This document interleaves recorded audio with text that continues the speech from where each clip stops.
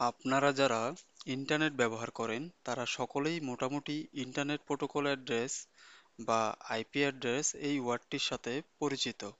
আর এটাও হয়তো জানেন যে ইন্টারনেট ব্যবহার করতে গেলে আমাদের সাধারণত আইপি অ্যাড্রেসের প্রয়োজন।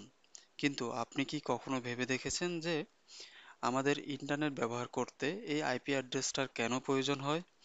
আপনি যদি এটা জেনে না থাকেন তাহলে ভিডিওটি আপনার জন্য। আমাদের কম্পিউটার, স্মার্টফোন এবং ইন্টারনেট ব্যবহার করতে গেলে আইপি অ্যাড্রেস কেন দরকার হয়, আইপি অ্যাড্রেসটি অ্যাকচুয়ালি কি এবং আমরা আমাদের নিজেদের আইপি অ্যাড্রেসটা কিভাবে বের করতে পারি তার বিস্তারিত নিয়ে আজকের এই ভিডিওটি। আপনি হয়তো বিভিন্ন সংবাদ মাধ্যম, টিভি বা কারোর মুখে শুনে থাকবেন যে যে কোনো ব্যক্তি ইন্টারনেটে বিভিন্ন ধরনের আপত্তিকর ছবি বা বিভিন্ন সাইবার ক্রাইম করার কারণে পুলিশ তাকে গ্রেপ্তার করেছে। এখন কথা হলো, ইন্টারনেট তো পৃথিবীর দুই একজন মানুষ ব্যবহার করছে না, বর্তমানে পৃথিবীতে কোটি কোটি মানুষ ইন্টারনেট ব্যবহার করছে। তাহলে কিভাবে এই ইন্টারনেটের এই শত শত কোটি কোটি ব্যবহারকারীর মধ্য থেকে ওই স্পেসিফিক অন্যায়কারীকে পুলিশ খুঁজে বের করছে? সাধারণত আমরা যে ডিভাইসের মাধ্যমে ইন্টারনেট ব্যবহার করে থাকি ওই ডিভাইসেরই একটি ইন্টারনেট প্রোটোকল আইপি অ্যাড্রেস রয়েছে। তাই আমরা যখনই কোনো ইন্টারনেটের ভিডিও, ছবি বা যা কিছুই আমরা আপলোড করি না কেন বা যেটাই আমরা রিসিভ বা ডাউনলোড করি না কেন, তখন কিন্তু আমাদের কম্পিউটার, মোবাইল কিংবা স্মার্টফোন যেটাই হোক না কেন ওই আইপি অ্যাড্রেসের মাধ্যমেই হয়ে থাকে। এই আইপি অ্যাড্রেসটি হলো ইন্টারনেট ব্যবহারকারীর ঠিকানা এবং পৃথিবীতে যত ইন্টারনেট ব্যবহারকারী আছে প্রত্যেকেরই আলাদা আলাদা ইউনিক আইপি অ্যাড্রেস থাকে।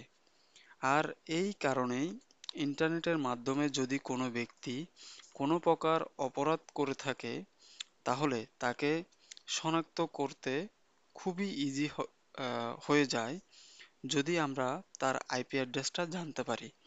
আরও সহজভাবে আহ, বলতে গেলে বলা যায় যে ধরুন আপনার কোনো বন্ধু আমেরিকাতে থাকে আর আপনার কাছে আপনার বন্ধুর ফোন নাম্বারটি আছে। এখন আপনি তার সাথে কথা বলার জন্য তাকে কল দিলেন। যখনই আপনি তাকে কল দিলেন ওই কলটি কিন্তু শুধুমাত্র আপনার ফ্রেন্ডই রিসিভ করবে বা করতে পারবে এবং তার নাম্বারটি যদি আপনি ঠিকভাবে প্রেস করে থাকেন তাহলে কিন্তু ওই কলটি ভুল করে অন্য কোনো কারো কাছে যাচ্ছে না, আপনার ফ্রেন্ডের কাছেই যাচ্ছে। এখন ভাবুন যে পৃথিবীতে কিন্তু কোটি কোটি স্মার্টফোন সিম ব্যবহারকারীর ইউজার রয়েছে, কিন্তু শুধুমাত্র আপনার ফ্রেন্ডের কাছেই আপনার ফ্রেন্ডের নাম্বারেই কল দিলে কেন যাচ্ছে, অন্য মানুষের কাছে কেন ফোনটি যাচ্ছে না? প্রশ্নটা একবার নিজেকে করে দেখুন। আহ, তার কারণ হলো আপনার ফ্রেন্ড যে নাম্বারটি ইউজ করছে সেটা কিন্তু একটা ইউনিক নাম্বার, যে কারণে আপনি যখন ওই নাম্বারে কল দিচ্ছেন শুধু আপনার ফ্রেন্ডই ওই ফোনটি রিসিভ করছে। ঠিক তেমনি আলাদা আলাদা কম্পিউটারের মধ্যে যোগাযোগ স্থাপন করার জন্য একটি ইউনিক নাম্বারের প্রয়োজন হয়, যেটাকে আমরা আইপি অ্যাড্রেস বা ইন্টারনেট প্রোটোকল অ্যাড্রেস বলে থাকি। এই আইপি অ্যাড্রেসের মাধ্যমেই একটি ডিভাইসের সাথে অন্য একটি ডিভাইসের যোগাযোগ স্থাপন হয়ে থাকে। প্রত্যেকটি ডিভাইসের একটি আলাদা এবং ইউনিক আইপি অ্যাড্রেস থাকে। তাই পৃথিবীতে crore crore computer, smartphone, tablet এবং বিভিন্ন ডিভাইস থাকা সত্ত্বেও আমরা কিন্তু একটা সিমলেস কমিউনিকেশন করতে পারি শুধুমাত্র এই আইপি অ্যাড্রেসের কারণে। এখন আপনি হয়তো বুঝতে পারছেন যে স্মার্টফোন, কম্পিউটার বা যে কোনো ডিভাইস ইন্টারনেট ইউজ করার জন্য এই আইপি অ্যাড্রেসের কতটুকু গুরুত্ব। মূল কথা হলো এই আইপি অ্যাড্রেস ছাড়া কিন্তু আমরা কোনো ধরনের ইন্টারনেটই ব্যবহার করতে পারবো না। কেননা এই আইপি অ্যাড্রেস হলো আমার একটা ডিভাইসের ইউনিক অ্যাড্রেস। তাই আমরা যখন ফেসবুক বা ইউটিউবে কোনো ভিডিও দেখতে চাই সেই ভিডিওটা কিন্তু আমাদের কম্পিউটারে বা ডিভাইসে প্লে হয়, শুধুমাত্র ওই আইপি অ্যাড্রেসের কারণে। কারণ আমরা যখন কোনো সার্ভারে কোনো অ্যাড্রেসে কোনো রিকোয়েস্ট পাঠাই, সেই রিকোয়েস্টটা কিন্তু আমাদের স্পেসিফিক ওই আইপি অ্যাড্রেসের মাধ্যমেই যেয়ে থাকে, এবং তখন ওই রিকোয়েস্টটা প্রসেস করে ওই সার্ভার আমার এই ইউনিক আইপি অ্যাড্রেসেই ওটা সেন্ড করে। যে কারণেই আমরা আমাদের সেই রিকোয়েস্টেড ভিডিও, পিকচার বা যে কোনো ডেটা আমরা কিন্তু সেটা দেখতে পারি। রিকোয়েস্টের প্রসেসটা অনেক দ্রুত হয়ে থাকে এবং লাইটের স্পিডেই এই ডাটাগুলো আদান প্রদান হয়ে থাকে, যে কারণেই আমরা এই প্রসেসটা বুঝতে পারি না, বা হোল প্রসেসটা কিভাবে হয়। একটা এক্সট্রিমিং বা একটা ডেটা আমরা যখন ইন্টারনেট দেখি সেটা বুঝতে পারি না, কিন্তু এর মধ্যে প্রসেস হয়ে থাকে। এখন আমরা আমাদের যে কম্পিউটার ডিভাইস বা মোবাইল যেটা ইউজ করি, সেটার আইপি অ্যাড্রেসটা কিভাবে বের করব। আমরা খুব সহজেই আমাদের মোবাইল বা কম্পিউটার থেকে আমাদের আইপি অ্যাড্রেসটা, যে ইউনিক আইপি অ্যাড্রেস আছে সেটা দেখে নিতে পারি। আমরা আমাদের ডিভাইস থেকে বা কম্পিউটার থেকে যে কোনো ব্রাউজারে গিয়ে গুগল থেকে মাই আইপি লিখে সার্চ করি, তাহলে আমরা আমাদের ইউনিক আইপি অ্যাড্রেসটা কিন্তু খুঁজে পাবো, এভাবে দেখতে পাবো। তাছাড়াও একটি ওয়েবসাইট আছে, এটা হচ্ছে what's my IP address dot com. আপনি যদি এই ওয়েবসাইটে যান, তাহলে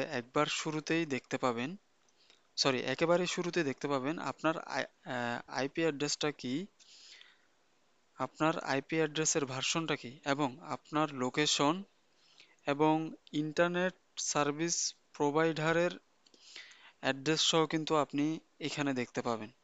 তো আমরা এতক্ষণ যে কম্পিউটারের ইউনিক আইপি অ্যাড্রেসের কথা বললাম, এই আইপি অ্যাড্রেস কিন্তু দুইটা ভার্সনের হয়ে থাকে।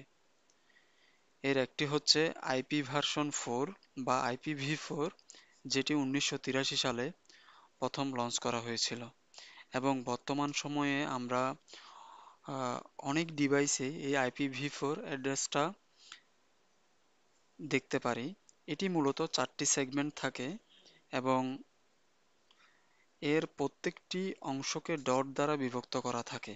যেহেতু IPv4 4টা ভাগে রয়েছে, আর 4টা ভাগে 8টি বিট করে টোটাল 32 বিটের এই নাম্বারটা হয়ে থাকে।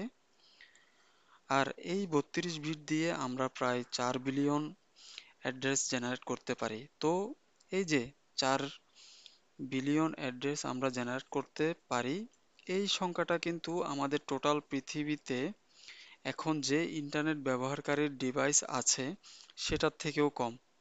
যে কারণেই যে কারণে আমাদের IPv4 ইউনিক অ্যাড্রেসটা আপডেট করার প্রয়োজন হয়েছিল। যেমন আমরা যখন দেখতে পারি যে বাংলালিংক, গ্রামীণ বা রবির যে কোনো সিমে আমরা 0181 দিয়ে দেখতে পারি, এরপর 82 দিয়ে অথবা 84 দিয়ে, এবং এরকম বিভিন্ন অ্যাড্রেস আসে।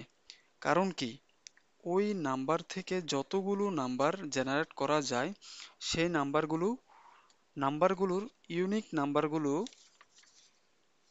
অলরেডি ইউজ করা হয়ে গেছে, এবং এখন নতুন করে নাম্বার ক্রিয়েট করার প্রয়োজন হয়।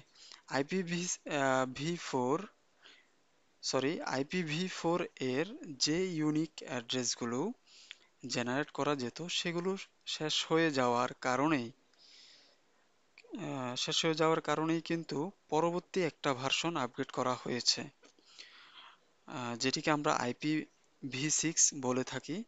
এবং এই ভার্সনটা 128 বিটের হয়ে থাকে, এবং এই আইপি অ্যাড্রেসটার সংখ্যা এই আইপি অ্যাড্রেসটা সংখ্যা এবং ইংরেজি বর্ণমালার মিশ্রণে তৈরি করা হয়েছে, এবং এটি দেখতে অনেকটা এরকম হয়ে থাকে।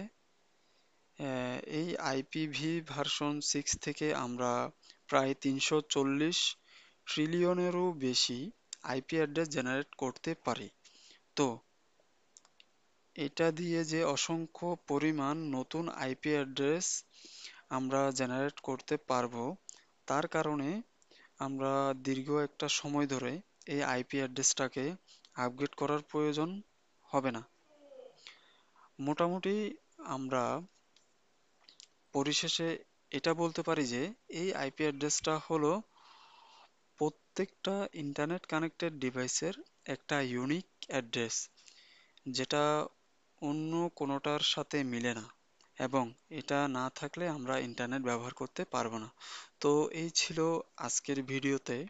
ভিডিওটি ভালো লাগলে লাইক এবং শেয়ার করতে ভুলবেন না, এবং আপনি যদি আমার চ্যানেলে নতুন হয়ে প্লিজ থাকেন চ্যানেলটি সাবস্ক্রাইব করে পাশে থাকবেন।